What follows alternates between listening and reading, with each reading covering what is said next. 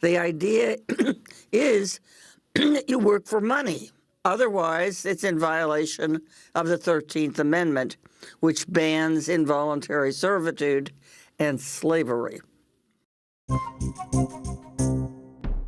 Hello, my name is Stanley Heller. Welcome to The Struggle. The Struggle is shown on over 30 cable stations from Maine to New York City and points west.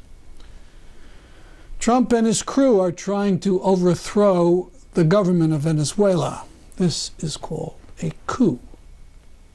This is Democracy Now!, democracynow.org, The War and Peace Report. I'm Amy Goodman. We begin today's show in Venezuela. The Venezuelan government is accusing the United States of staging a coup after President Trump announced the U.S. would recognize opposition leader Juan Guaido as Venezuela's new leader. Trump made the announcement shortly after Guaido, the new head of Venezuela's National Assembly, declared himself president during a large opposition protest.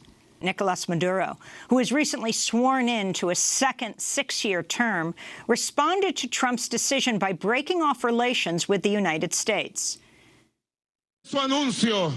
I am announcing to the free people and countries of the world that as the constitutional president, head of state, head of government, and fulfilling my duties, to which I swore before the people to respect and have respected the independence, sovereignty, and the peace of the Republic, I have decided to break diplomatic and political relations with the imperialist government of the United States. To sign the diplomatic note giving the entire diplomatic and consular personnel of the United States of America and Venezuela 72 hours to leave the country.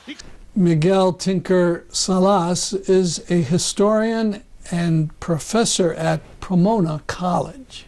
This is unprecedented, not only in Venezuelan history, but in Latin America. The only similarity as a historian that I can recall was with the Bay of Pigs, in which part of the U.S. plan in landing troops in Cuba was to declare a government in exile, and then that government in exile, up in arms, would request U.S. military assistance, and the U.S. would then land troops. This is a scenario that likely could play out in Venezuela. It depends on what Juan Guaido decides to do. There is no way that Maduro can accept another sovereign, another person declaring to be president within the country. So this is an effort to escalate the crisis, to polarize the conditions further. It is the equivalent, essentially, of Nancy Pelosi saying that Donald Trump is a usurper, he is corrupt, he has laid off 800,000 federal employees, and I'm going to declare myself president of the U.S., and she would be recognized by France, Germany, and England. It's unprecedented. And again, I don't see how it resolves any of the fundamental problems that exist in Venezuela. It doesn't address the economic issues. It doesn't address the social issues, and simply closes the door to dialogue, to negotiations, which I think are the only solution possible in Venezuela. Trump says he's standing up for the democratic rights of the people of Venezuela. So touching. Why doesn't he stand up for the rights of people in Saudi Arabia with an absolute monarchy, no elections, and a bloody, bloody record of activity and war? Of course, Venezuela is none of Trump's business. The United States has a century-long record of sticking its nose in the affairs of people of Latin America, trying to create friendly governments, meaning governments friendly to U.S. companies, so that they would be allowed to come in and exploit the people freely. Unfortunately, the problems in Venezuela are huge. Maduro's defenders says it's all because of U.S. sanctions. Sanctions hurt Venezuela, but that's not the whole story.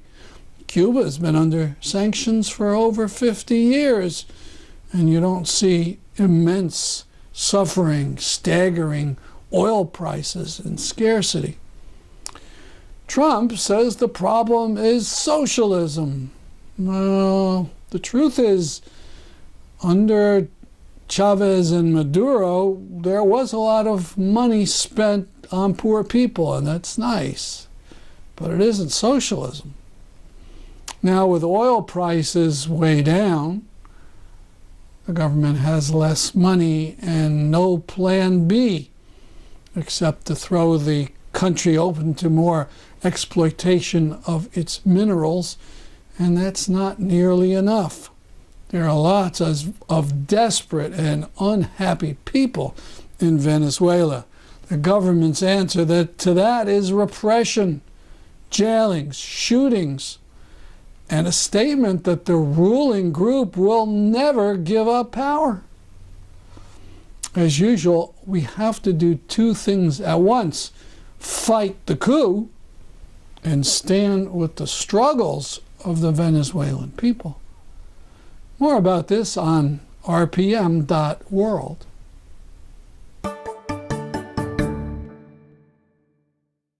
And now to some excellent photos of the Women's March, starting with a video.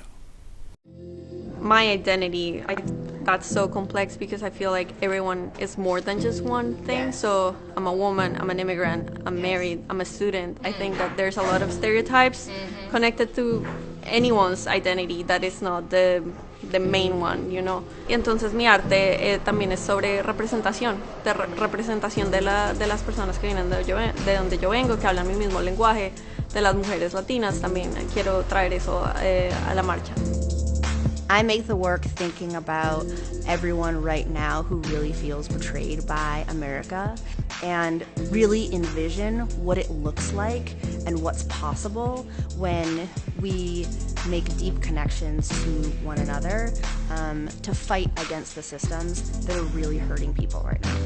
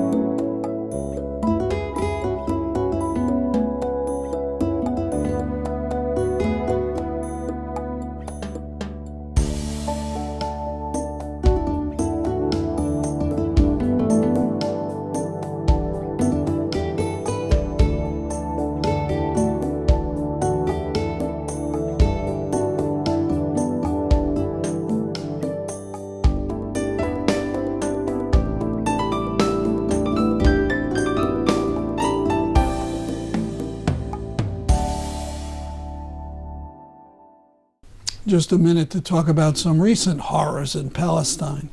Here in Gaza, Israelis fire a projectile filled with gas right into a Palestinian ambulance. يا جماعة ضربوا قنبلة غاز على الإسعاف جوا الإسعاف قنبلة الغاز انزل جوا الإسعاف انزل افتح الباب افتح انزل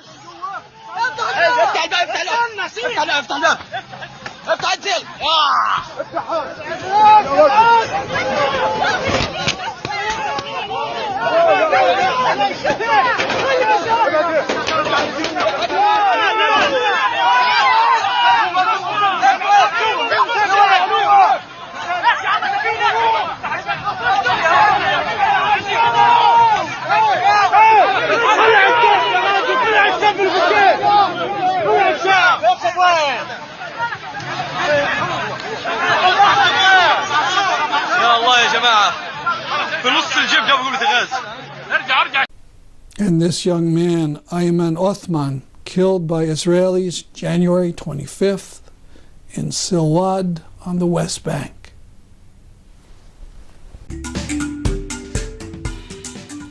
The shutdown is over for now, but there is an alarming development. Just a couple days ago, several Democratic Party legislators came up with the idea of giving Trump his $5 billion for more border security, anything, just so he doesn't call it a wall. Outrageous. I hope you all will speak out and tweet out against this idea. Now, Trump has said the government shutdown will be suspended for 3 weeks, but could be restarted thereafter. From Democracy Now!, we hear a writer who has one idea about a way of pressuring Trump. Well, we turn now to someone who says it's time for TSA workers to strike. In Washington, D.C., we're joined by Barbara Ehrenreich, the author of the best-selling book Nickel and Dimed on Not Getting By in America. She's also the founder of the Economic Hardship Reporting Project and recently wrote a piece for the New York Times headlined, "It's Time for TSA Workers to Strike." Barbara Ehrenreich, welcome to Democracy Now! Talk about the shutdown, its effect on workers, and what your demand is. Well, I should say that my co-author on this piece is a longtime union organizer who was, in fact, at one point the director of organizing for the Teamsters, also worked for government workers, unions. So there's a lot of experience that goes into this little op-ed we did for the New York Times. And our point is, don't just take this lying down. Yes, there's the blue flu and there's, people looking for other jobs and everything. But look at the way airport workers and federal employees in general are being treated. They're being treated in a mean and humiliating fashion. When Trump said this week, essentially, you can come back to work, but, you'll get paid at some point. We can't tell you exactly when the shutdown is over.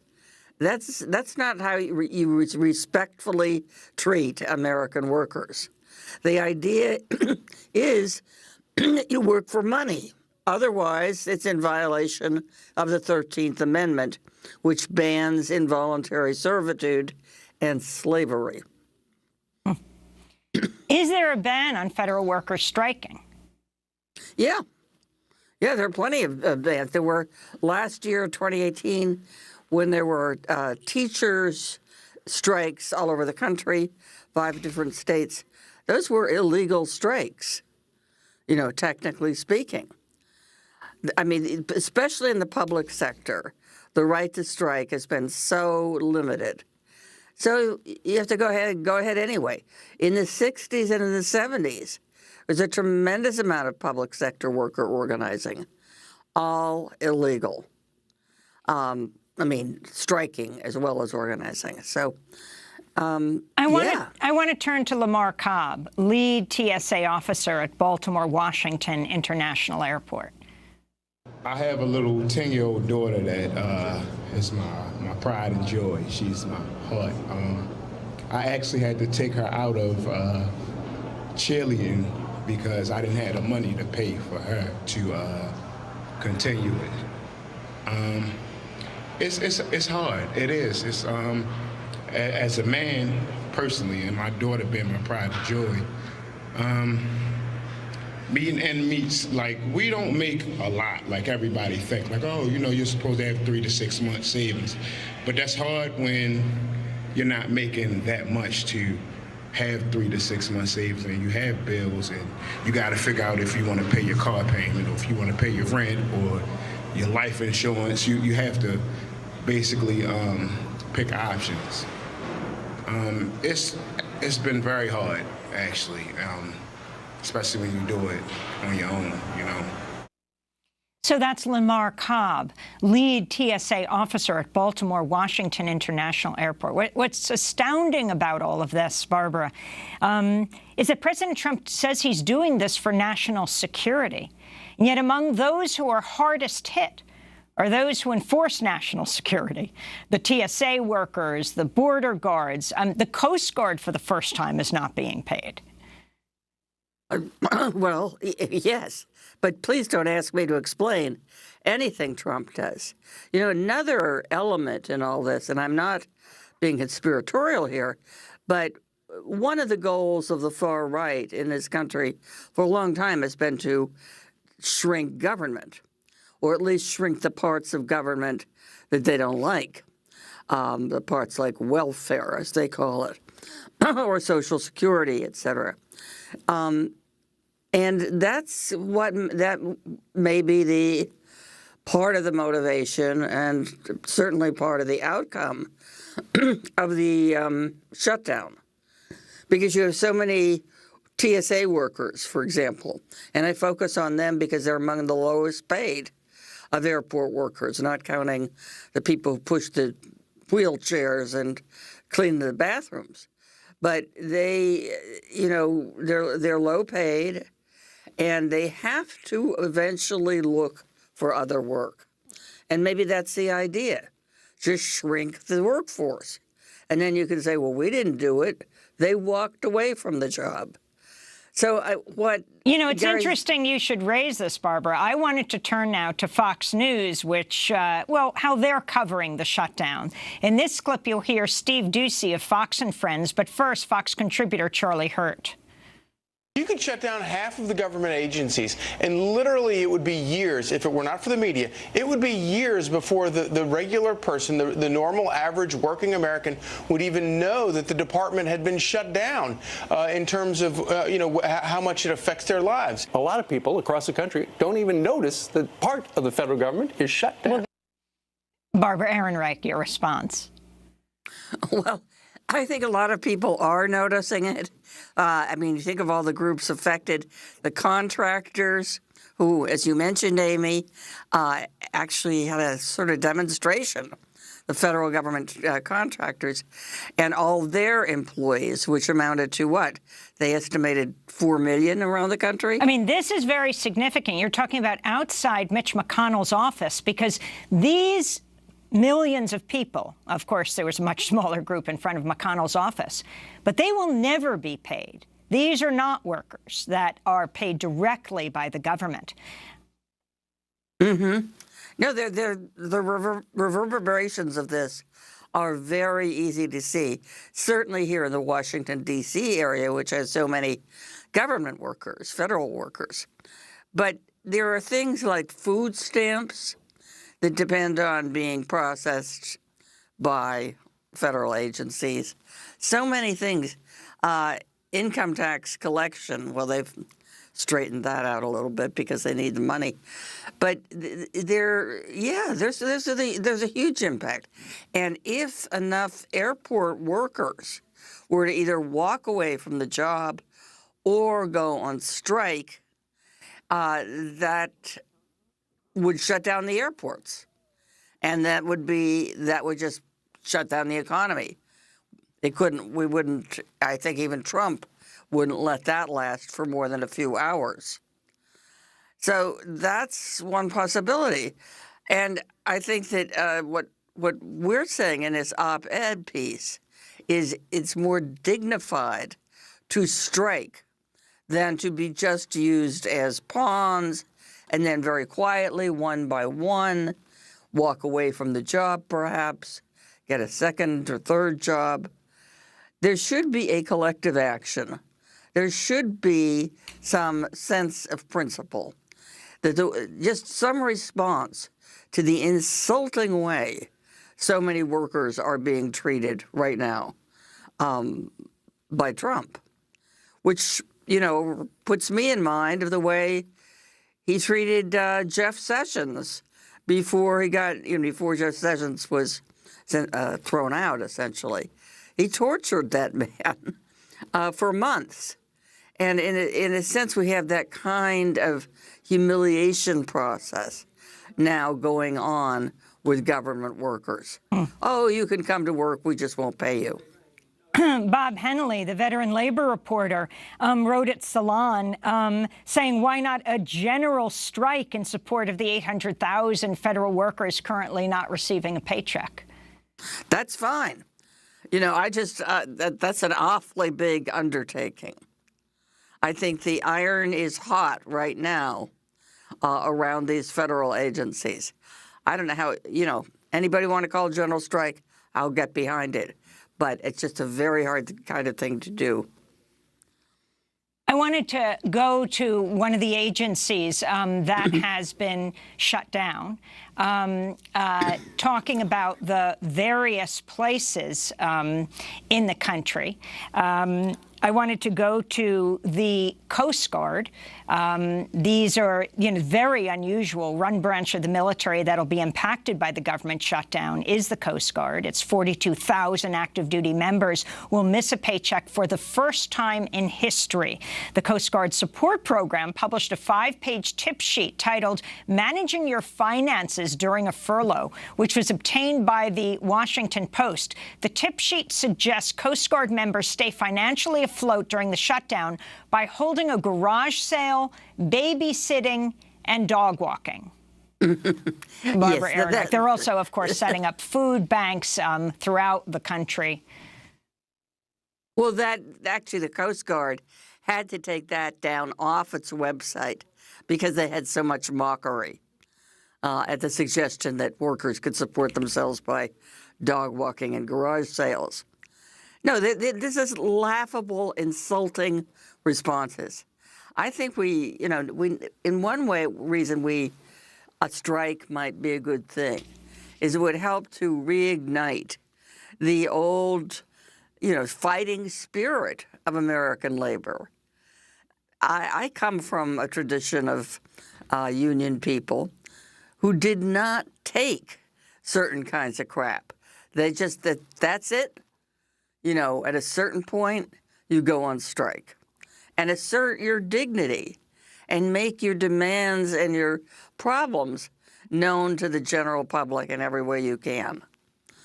So I think this would be the moment. So as you go back in time, Barbara, I wanted to go to 1981, to PATCO, the Professional Air Traffic Controllers Organization, when it went on strike to protest wages and working conditions, this famous moment when President Ronald Reagan responded by firing the 11,000 highly skilled workers, replacing them with military personnel.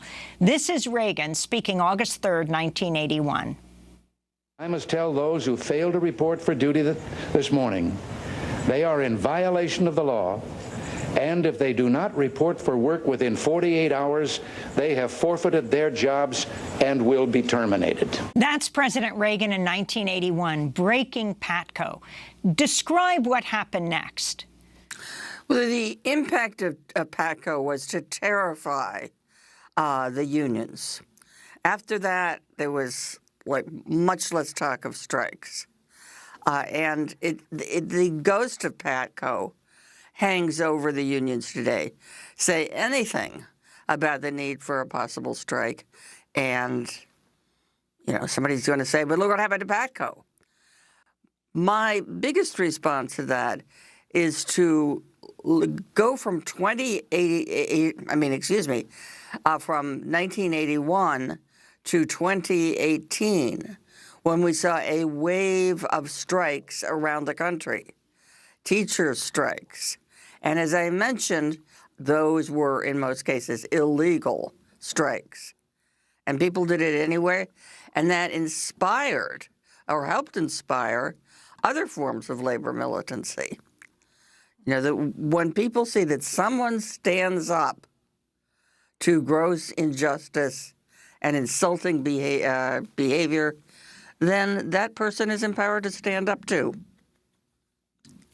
So at the very top of your New York Times op-ed, you write, last week in a meeting with Democratic leaders, President Trump called the government shutdown a strike.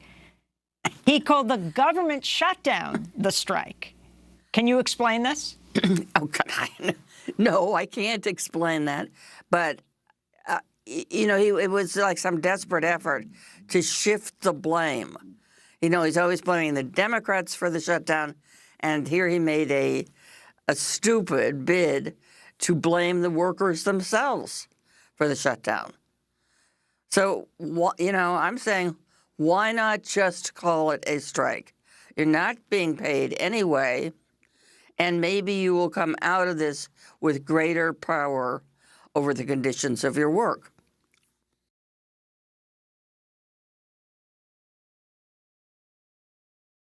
Ending with a group of yellow vests singing at a blockade in Bandol in the southeast of France.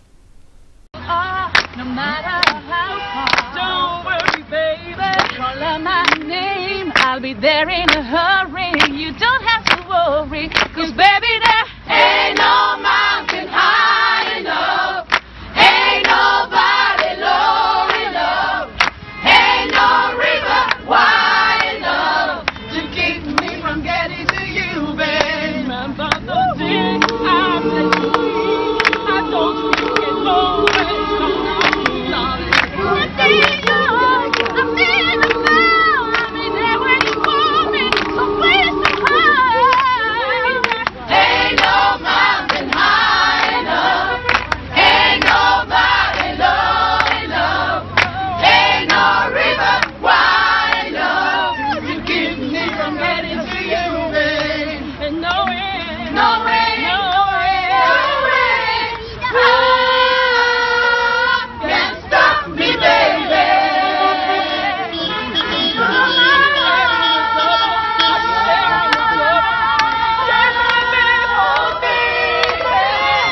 Ain't no mountain high enough, ain't nobody low enough, ain't no river wide enough to keep me from getting to you, babe. Ain't no mountain high enough, ain't no mountain high enough.